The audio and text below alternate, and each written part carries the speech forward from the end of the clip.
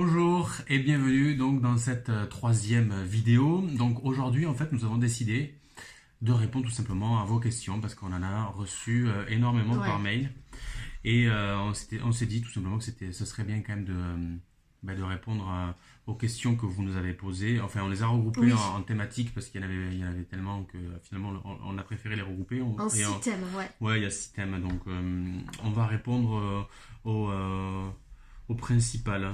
Donc, surtout, dis-moi, ouais, alors je te coupe un peu, bien évidemment. Nous aimons bien être comme ça, tous les deux. Voilà, voilà. Mais surtout, pour le coup, pour ces questions, nous en avons 6, répertoriées 6.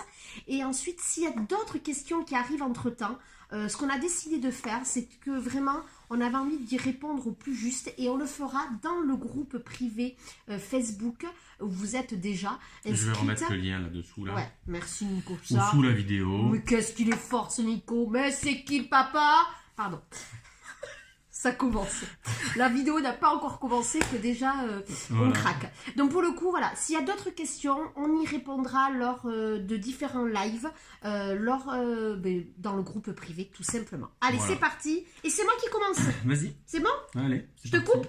Bon, tu peux. Ouais, super, j'adore. Tu l'as déjà fait, donc tu continues. Allez. Comment? C'est moi qui vais la poser du coup. Allez, et tu vas y répondre. Alors, comment continuer et trouver la force quand les résultats ne sont pas à la hauteur? Alors, très bonne question. Alors ça, on l'a mise comme ça, cette question, parce qu'on en a eu beaucoup qui parlaient de ce fameux mindset, que c'était compliqué d'être tout le temps au top, tout ça. Ben les filles, c'est normal de ne pas être tout le temps au top et c'est normal qu'on ait des coups de mou, que dans notre business, on ne soit pas tout le temps en up et que par moment, ben, on ait des phases de down. Ouais, je suis bilingue, vous avez vu? Oui. Ouais, c'est pas mal, hein? C'est ce que ça veut dire, ouais. Et donc, pour le coup, il vaut mieux pas répondre dans ces cas-là. Et pour le coup, quand les résultats ne sont pas à la hauteur, nous, ce qu'on préconise avec Nico, c'est de vraiment vous poser. Regardez dans quel état d'esprit vous êtes. Est-ce que personnellement, déjà, vous vivez des difficultés? Si personnellement, vous vivez des difficultés, ben, c'est normal aussi que votre business soit impacté. Donc vraiment, moi, je prône toujours qu'il faut travailler autant le personnel que le professionnel. Donc, c'est vraiment très important de voir où c'est que vous en êtes personnellement. Peut-être qu'il va falloir tout simplement vous entourer de thérapeutes, de coachs. Il va peut-être aussi tout simplement s'entourer d'entrepreneurs comme vous qui vivent la même chose. Parce que nous, avec Nico... Oui, c'est important, tu as raison, c'est important d'avoir des gens, de s'entourer de gens en fait qui vous ressemblent. Ouais. Tout simplement pour avancer, c'est bien d'être en binôme, d'intégrer des groupes Facebook comme nous on a créé le nôtre. Donc déjà vous pouvez échanger avec les femmes qui sont là et voilà, vous donnez vos problématiques et le groupe est bienveillant donc tout le monde y répondra avec grand plaisir. Mais voilà, c'est important d'être entouré de personnes qui font, je veux dire, la même chose que toi. Ouais. Quoi. Mais après, c'est normal hein, d'avoir des coups de mou. Le but du jeu, c'est quand même après d'avoir son entreprise qui tourne aussi toute seule. Donc, c'est aussi mettre en place des stratégies qui permettent de faire des ventes même quand vous dormez. Quoi. Ouais, ça, c'est vraiment une stratégie plutôt intéressante. Mais surtout, avec Nico, on communique quasiment quotidiennement ensemble. On a d'autres amis, chacun de notre côté, avec qui on peut aussi dialoguer parce que ce sont des entrepreneurs. J'avoue que quand les gens ne sont pas du même monde que nous, ça peut être assez compliqué parce que les gens ne comprennent pas forcément notre état d'esprit, pourquoi on stresse, qu'est-ce qui fait qu'on a des difficultés, ou on est tout le temps en train de penser à notre entreprise, à ce qu'on a envie de créer, ce qu'on a envie d'apporter aux gens. Donc c'est pour ça que pour moi, le réseau, entre guillemets le mot réseau, est vraiment primordial et capital pour avancer ensemble et pour se tirer vers le haut, bien évidemment. Mais je voudrais juste rajouter, et ça Nico ne pourra pas en parler, mais c'est nous les femmes, nous sommes des femmes et nous avons un cycle menstruel. Alors oui, ça peut détonner de parler de ça dans le monde de l'entrepreneuriat, mais c'est la réalité. Puisque quand on est dans ce monde-là, nos hormones, quand on est en prémenstruel, elles jouent des tours. Et oui, je suis désolée les filles, mais c'est là où on se sent beaucoup plus vulnérable, c'est là où on remet tout en question, où on se dit qu'on va tout envoyer balader, qu'on va tout arrêter, que notre entreprise, de toute façon, je ne vais pas y arriver, j'en ai pas. Bon, là, je m'imite en fait. Voilà. Et il y a mon mari à côté qui me dit, allez, ça y est, c'était dans ta période prémenstruelle. Il me dit, dans 3 jours ou 4 jours, ça ira mieux. Et oui, dans 3-4 jours, je vais mieux. Et en effet, je me dis que pas du tout, j'ai pas du tout envie d'abandonner. Au contraire, que mon entreprise, elle cartonne. Et que, voilà. Mais c'est normal. Le prémenstruel, ça nous fait stresser, ça nous fait avoir les émotions puissance 1000. On est hypersensible, on est en colère, on a envie de tout balayer, c'est-à-dire à envoyer bouler notre société, mais aussi notre mari, nos enfants, tout le monde. Et nos collègues aussi. Donc, attention. Voilà. Donc, c'était ça qu'on avait envie de vous dire pour cette première question. Deuxième question pour toi, Nico ? Ouais, c'est parti. C'est parti, mon kiki. Oh, expression bidon. Comment convertir, vous avez été très très nombreuses à poser cette question, comment convertir les prospects en clients ? Comment convertir les prospects en clients ? Mais oui.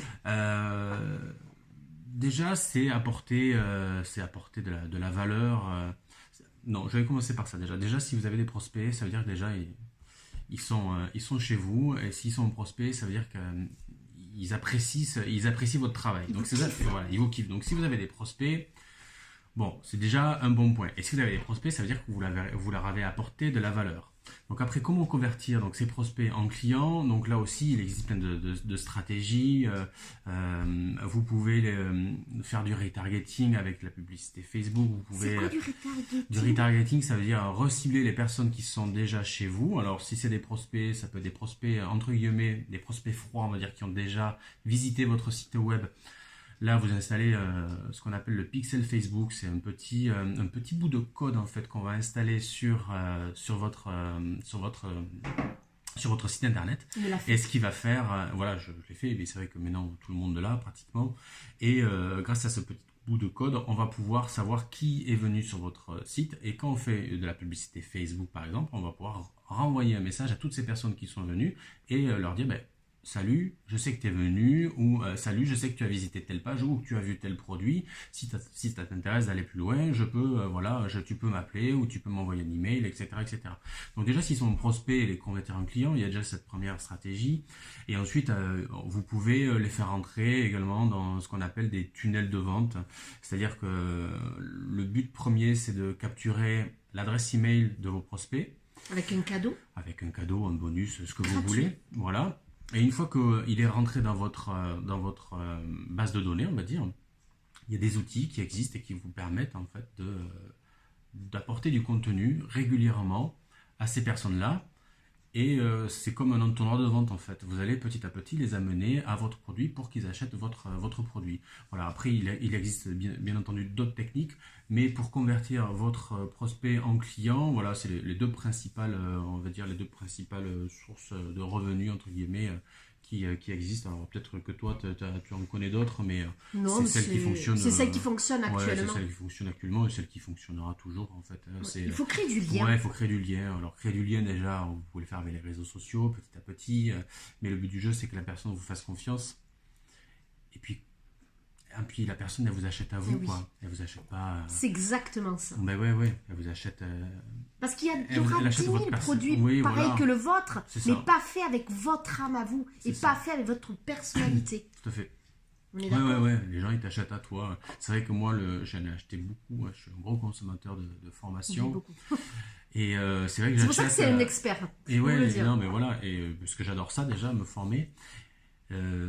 Mais j'achète souvent la personne en fait à deux produits équivalents au même prix.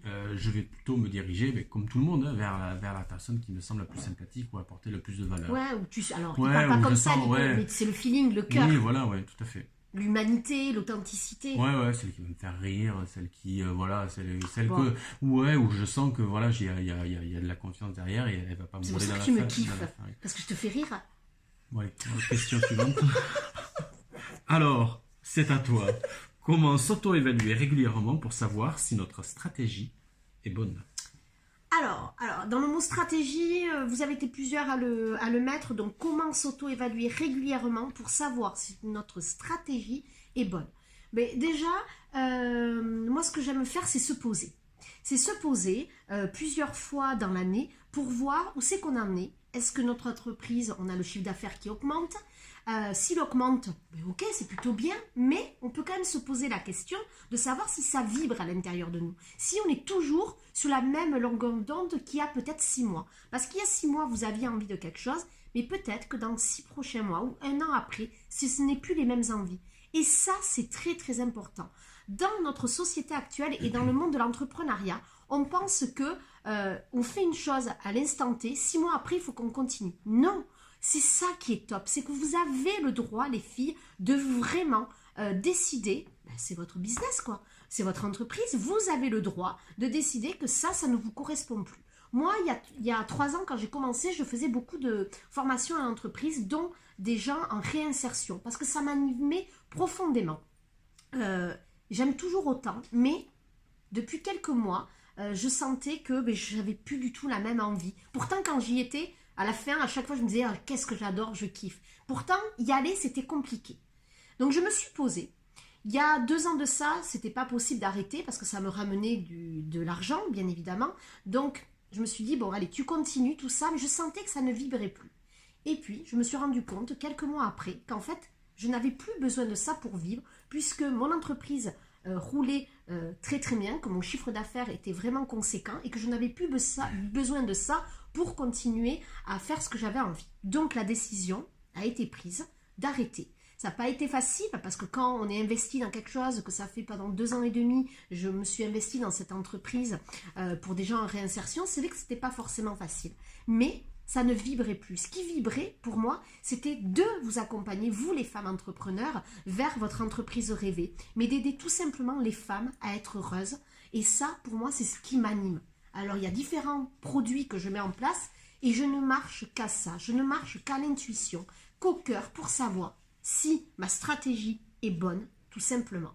Mais bien évidemment, il y a des outils beaucoup plus terre à terre.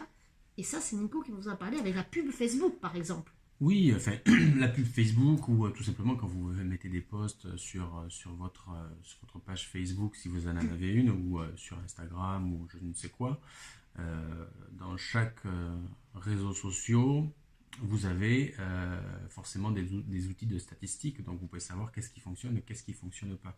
Également, si vous avez un site internet, vous pouvez connecter votre site internet ou votre blog à Google Analytics pour savoir quelle page fonctionne le mieux, quels sont les mots-clés qui sont recherchés le plus par les internautes, et puis après, une fois que vous savez un peu qu'est-ce qui fonctionne le mieux, il suffit tout simplement d'optimiser ces pages-là pour encore plus les faire ranker, entre guillemets, pour les faire mieux se positionner sur Google. Donc là, comme ça, à partir de là, déjà, vous pouvez auto-évaluer, entre guillemets, votre site internet pour savoir si ça fonctionne et si ça fonctionne pas. Donc ça, c'est des outils, c'est pas de la technique, mais bon, voilà, c'est des outils qu'il faut connaître, qu'il faut avoir dans sa boîte à outils pour savoir, c'est un peu votre tableau de bord, ouais. quoi. Voilà. Et puis, alors, c'est très important parce que tout ça, étant une femme, ça fait peur. La technique, on n'y pipe rien, entre guillemets, parce qu'il y en a qui adorent ça, il ne faut pas non plus généraliser. Mais ça fait peur, ça paraît compliqué, mais je peux vous promettre que ça ne l'est pas. Mais quand il y a des personnes comme monsieur Nicolas Marquis qui nous l'expliquent. Moi, Nico a vraiment été une aide très très précieuse dans mon développement au niveau marketing. Et ça m'a permis de grandir. Sans lui, j'aurais... Bien évidemment, c'est moi qui ai créé cette entreprise, c'est moi qui ai créé mon âme, tout ça. Mais tout le côté marketing, c'est lui qui me l'a développé et qui continue encore d'ailleurs. Donc ça, c'est vraiment très très important. Ça paraît difficile, mais ça ne l'est pas quand on a les bons outils. Voilà. Et quand surtout, il y a quelqu'un de pédagogue qui nous l'explique. Parce que ça, c'est pas donné à tout le monde, je peux vous le dire, d'expliquer simplement les choses. Donc ça, Nico, ça c'est quand même une de tes compétences. Vraiment. Tout à fait. Donc merci. Mais ça, on vous en reparlera lors de la 4e vidéo, parce que lors de la 4e vidéo, on vous prépare une très belle surprise. C'était la petite parenthèse. On aime bien les surprises. On est foufou. Hein. Oh, qu'est-ce qu'on est foufou pour cette nouvelle année quand même. Et donc, on en était où là? Mais ça, on l'a fait, cette question. Non. Ah, c'est pour toi, mon cher. Comment attirer du trafic sur ta page professionnelle Facebook? Alors Facebook, pourquoi Facebook? Parce que tout le monde est sur Facebook. C'est vrai que c'est c'est l'outil dont on se sert le plus pour le réseau social dont on se sert le plus pour communiquer. Bon, maintenant, il y en a d'autres qui existent, mais alors pour répondre à la question qui a été la plus souvent posée, comment du coup attirer du monde sur sa page Facebook. Le problème, c'est, je crois que je l'ai dit dans une précédente vidéo, c'est que l'algorithme de Facebook a été modifié. Et le reach des publications, le reach c'est la portée des publications, c'est-à-dire que quand vous mettez une publication, c'est le nombre de personnes qui va la voir, qui sont abonnées à votre page, qui vont voir votre publication. Donc là, je crois qu'on est aux alentours de 3%. Ouais. Si vous avez 100 personnes, il y a 3 personnes qui vont le voir. Donc le problème c'est que pour voir... C'est terrible. Hein. Ouais. Oui, non, mais c'est terrible. Et du coup, il faut payer pour être vu. Voilà. Je vais pas faire de... Voilà, faut payer pour être vu, ou sinon il y a d'autres stratégies entre guillemets, mais vous pouvez notamment créer un groupe Facebook. Et là, les groupes Très Facebook... bonne idée. Mais comme nous. Oui, voilà, comme nous, voilà, vous recevrez une notification, quoi qu'il se passe, à chaque fois qu'il y aura un post sur le groupe, vous recevez une notification pour dire, mais dans ce groupe, il s'est passé ça, il y a eu ce post, il y a eu cette vidéo, voilà. Donc il y a ça, et après je pense qu'il faut s'intéresser aussi à un autre réseau social qui est quand même, qui a une autre portée, qui appartient notamment à Facebook, que Facebook a racheté, qui est Instagram. Et là par contre la portée des publications est beaucoup plus importante. Donc voir là aussi, il faut bien faire sa page Instagram, il faut bien la configurer pour que du coup vous soyez un peu plus visible et ramener du trafic sur votre blog ou sur votre site internet. Super. Voilà, question suivante. Définir sa cible, prospect, client idéal. Alors, comment définir sa cible, prospect, client idéal? D'abord, je pense que j'en ai déjà parlé dans une autre vidéo. Vous ne pouvez pas parler à tout le monde. C'est ça déjà le plus grand risque que vous prenez. C'est par peur de ne pas gagner votre vie, de ne pas réussir votre entreprise, de suite, vous voulez parler à tout le monde. Et c'est ça la première grosse erreur que vous faites. Vous ne pouvez pas parler à tout le monde. Donc déjà, moi, ce que j'ai envie de vous dire, à qui vous avez envie de parler? Et déjà, premier point, qui vous êtes? Qui vous êtes? Qui vous êtes? Qui vous êtes, hein? Dites-nous. Non, mais attends, dites-nous, les filles. Mais oui, on veut attention. savoir. Mais ça, si vous ne vous connaissez pas, vraiment, et souvent, on parle aux autres de ce qu'on a vécu. Vraiment. Si par exemple, vous êtes, pourquoi vous êtes esthéticienne, mais vous avez envie de vous spécialiser. Mais souvent, c'est ce que vous avez vécu dans votre passé ou des situations qui vous ont mis à mal ou vous avez une révélation. Et c'est là où vous allez en parler le mieux. Donc c'est là où vous allez travailler. D'accord ? Si vous êtes dans la pâtisserie, alors je dis peu importe le secteur, mais la pâtisserie, ça ne sert à rien de vouloir être expert, de faire toutes les pâtisseries de la terre. Il vaut mieux avoir ses spécialités et être réputé pour cette spécialité, le Saint-Honoré, la tarte au chocolat, bon j'en sais rien en fait, la tarte au citron pour monsieur, voilà, et bien... Voilà, très bien. Oui, d'accord, calme-toi. Allez, tout doux. Et vous avez remarqué, on est assorti sans le vouloir. Il est dans les tons jaunes et mon haut, il y a du jaune. Alors, je ne sais pas si vous le voyez. C'est magnifique. C'est magnifique, mais quand même, si c'est pas beau, si c'était pas fait exprès. Non. Mais c'est ça, vous avez vu? C'est ça. La connexion. Bon, pardon, petite parenthèse. Mais pour le coup, donc si vous pouvez pas être expert en tout. Et c'est vraiment hyper important de cibler là où vous êtes bon, là où ça vous fait vibrer, tout simplement. Ce mot-là, vous savez que je l'adore, hein, le mot vibrer. Après, définir sa cible aussi, ça peut être... vous avez un produit, c'est tout simplement définir votre avatar Exactement. client. Mais ça, on en reparlera très rapidement. On en reparlera. Vous savez où? Dans la 4e vidéo. Donc, restez connectés surtout. Yes. Ok. Et dernière question, comment faire avec la concurrence et être toujours en avance ou à la pointe? Et ça, vous avez été plusieurs, dont Nathalie qui nous a posé cette question. Comment faire du coup avec la concurrence? Mais la concurrence, s'il y a de la concurrence, ça veut dire déjà qu'il y a un marché, donc c'est plutôt un point positif. Et être toujours en avance, bon, mais il n'y a pas forcément, alors il faut être au courant de l'actualité. Moi, pour être en avance, je suis abonné à des chaînes YouTube, je suis abonné à des blogs. Voilà, donc je me tiens au courant de l'actualité parce que ça me plaît. Et tu suis aussi des très bons, des meilleurs. Je suis des gens qui sont experts dans leur domaine. Voilà. Donc, mais après, pour être toujours à la pointe de l'actualité, c'est pas non plus ça va pas être révolutionné du jour au lendemain. Moi, j'ai commencé, c'était en 2013, à part le changement d'algorithme Facebook et Instagram qui a pris un peu plus de poids, les techniques, ce sont les mêmes. Hein. Voilà, après, effectivement, il y a beaucoup plus de concurrence quand même. C'est vrai qu'il faut l'avouer, le métier de l'entrepreneuriat en ligne est en plein essor. Mais pas qu'en ligne. Hein. Non, pas qu'en ligne, mais beaucoup en ligne. Oui, c'est vrai. Donc, il y a plus de concurrence. Donc, il faut sortir son épingle du jeu. Donc, déjà, c'est être soi. On l'a déjà dit dans une première vidéo, c'est être visible. Hein. Donc, être visible, du coup, il y a plusieurs canaux qui existent. Et ensuite, il faut savoir se différencier. Et puis voilà, quoi.